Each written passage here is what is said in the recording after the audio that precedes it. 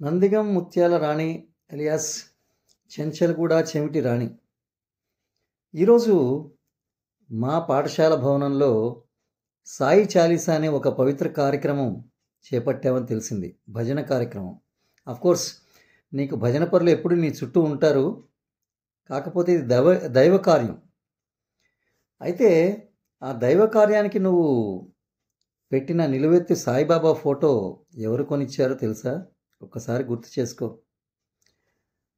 ఇప్పుడు నిన్ను నమ్మి వచ్చిన నీ భజన బృందం వాళ్ళందరికీ ఒక చిన్న సూచన. సాయిబాబా ఫోటో పెట్టి పూజ చేసావు, భజన చేసావు, బాగానే ఉంది. కానీ ఒక విషయం, నీ కూతురు తల మీద ప్రమాణం చేసి ఆ సాయిబాబా పాదాల ముందు ఒక నిజం ఒప్పుకో.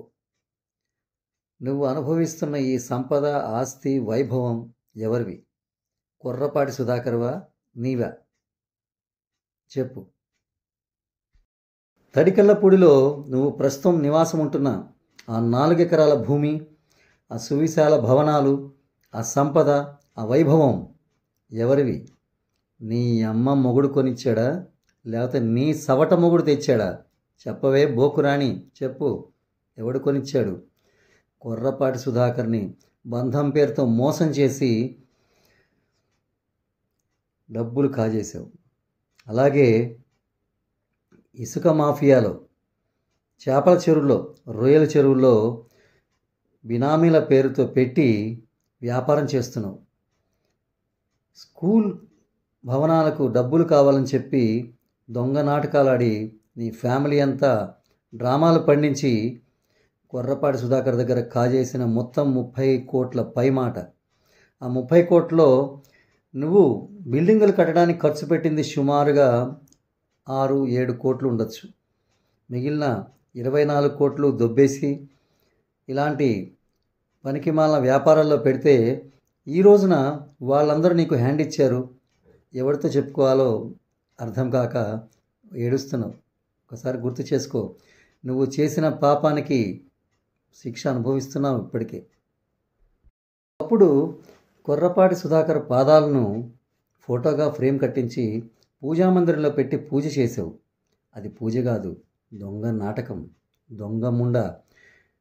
దేవుడు, మంజునాథుడు, సాయిబాబా అని చెప్పి నీ అమ్మ మొగుడున్నాడే గవ్వెర్ని కృష్ణారావు గాడు, గాడిద్దులాగా పెరిగాడు. కానీ ఎంత దొంగ నా కొడుకు. వాడు వెన్నుపోటు పొడిచాడు. ముసలి గుంటనక్క. నువ్వు అన్నయ్య దేవుడు అని చెప్పి చాలామంది చోట మీడియాలో కూడా చెప్పావు. అలాంటిది వాడిని వెన్నుపోటు పొడవాలని ఎలా అనిపించింది? దిక్కుమాలిన ముండ. నీ బ్రతుకు తగలయ్యా. పాపిష్టి డబ్బు కోసం ఎన్ని నాటకాలు ఆడారే నీ కుటుంబం. నీ అమ్మ కడుపులు గాల. నీ కూతురు, నీ కంత్రి కూతురు, నీ సవట మొగుడు బావా అనుకుంటూ, మామ అనుకుంటూ ఎన్ని నాటకాలు ఆడారు దొంగ ముండలారా. ఈ రోజున ఒక్కటే గుర్తుపెట్టుకొని నందిగం రాణి, నీకు అంతరాత్మ అనేది ఉంటే నీ కూతురు తల మీద ప్రమాణం చేసి ఇది నా కష్టార్జితం, నా మొగుడు, నా అమ్మ మొగుడు సంపాదించి నాకు ఇచ్చారని చెప్పి దమ్ము ధైర్యంతో చెప్పగలవా? ఆలోచించు. సాయిబాబా భజనకు వచ్చిన భజన బృందం, భక్త బృందం, ఒక చిన్న మనవి.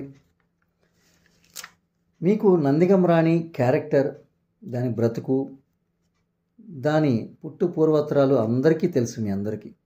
అయినా భజన అనగానే వచ్చారు, సంతోషం, దైవ కార్యం, ఎవరు కాదనరు. కానీ అది మీరు వచ్చిన తర్వాత అది చెప్పే నంగనాచి కబుర్లు ఉన్నాయి చూసారా, నా వైపు పాజిటివ్ వైబ్స్ వస్తున్నాయి. ఇంకా వాస్తి అంతా నాదే, నన్నెవరు ఏం చేయలేరు. కొర్రపాటి సుధాకరే నాతో కాంప్రమైజ్కి వచ్చి వీడియో చేస్తానన్నాడు, త్వరలో వీడియో రిలీజ్ అవుతుంది అన్నావట. ఓసి సిగ్గుమాలముండా, నేను ఎన్ని వీడియోలు చేశాను, ఎన్నిసార్లు నేను తిట్టాను, ఒక్క వీడియో అన్నా చేసావా? ఇది అబద్ధం అని. నీ బ్రతుకు జడ. నిజాలని నువ్వే ఒప్పుకున్నావు, ఇంకా మేమెందుకు చేస్తాం వీడియోలు? బోకుముండ. ప్రజలారా, ఇంకొక విషయం, వాస్తు అని అక్కడ గోడ కట్టాలి, ఇక్కడ రంగులు వేయాలి, అదేదో చేయాలి, ఇదేదో చేయాలని వాడి పొట్టకూటి కోసం 4 అబద్ధాలు చెప్పాడు. ఇది కొన్ని లక్షల వాడికి దొబ్బపెట్టింది. అయినా ఒక విషయం గమనించండి భజన పరులారా, భూమి మాది, బిల్డింగులు మావి, పెట్టుబడులు మావి. అసలు సిసలైన యజమాని కొర్రపాటి సుధాకర్. వాస్తు ప్రభావం ఉంటే కొర్రపాటి సుధాకర్ మీద ఉంటుంది, కానీ ఈ బోకుముండకి ఆ గోడ కడితే, గృహప్రవేశం అయితే పాజిటివ్ వైబ్స్ ఎలా వస్తాయి? ఒకసారి వాడండి, అర్థమైందా? అది సంపద మొత్తం కొర్రపాటి సుధాకర్ది.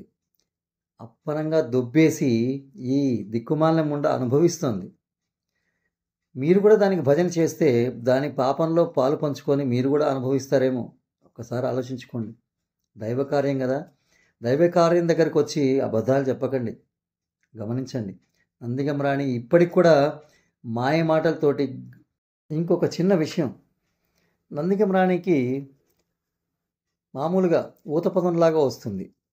వాళ్ళందరూ కొర్రపాటి సుధాకర్కి అమ్ముడు పోయారు, వీళ్ళందరూ కొర్రపాటి సుధాకర్ డబ్బులు ఇచ్చేసి మేనేజ్ చేశాడు, వ్యవస్థలు మేనేజ్ చేశాడని చెప్పి చేతగాని కబుర్లన్నీ చెప్తూనే ఉంటుంది.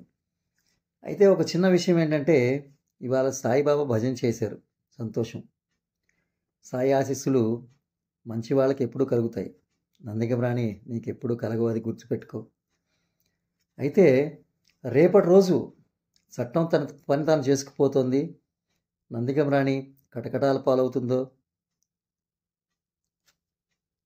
ఆ పైవాడాన్ని లెక్కలేస్తూనే ఉన్నాడు. ఆ పరిస్థితుల్లో నేను పూజించిన సాయిబాబా కూడా కొర్రపాటి సుధాకర్ కొనేశాడు, సాయిబాబా అమ్ముడు పోయాడు అంటుంది. అంత దిక్కుమాలముండ ఈ నందిగం రాణి. గమనించండి, ఎందుకంటే అవసరానికి అందరినీ వాడుకొని ఎంగిలి విస్తరాకులాగా విసిరేయడం నందిగం రాణి నైజం. ఈ రోజున అది అనుభవిస్తున్న ఆస్తి అంతా కొర్రపాటి సుధాకర్ కష్టార్జితం. అది తెలిసి కూడా మీరు ఇంకా నందిగం రాణికి భజన చేస్తున్నారంటే అది మీ వివేకానికి వదిలేస్తున్నాం. కానీ ఒకటి గుర్తుపెట్టుకోండి, దైవం నిర్ణయం ఎప్పటికీ మారదు. నందిగం రాణి కటకటాల పాలు కాక తప్పదు. దాని చేసిన పాపాలకి అది, దాని చేతగాని సవట మొగుడు, దానమ్మ మొగుడు, ఈ బోకు రాజుగాడు, అలాగే ఆ కంత్రిముండ, పిల్లముండ, నందిగం, లక్ష్మీ, హర్షిత, వీళ్ళందరూ ఊసలు లెక్క పట్టక తప్పదు. ఒళ్ళు పోదు.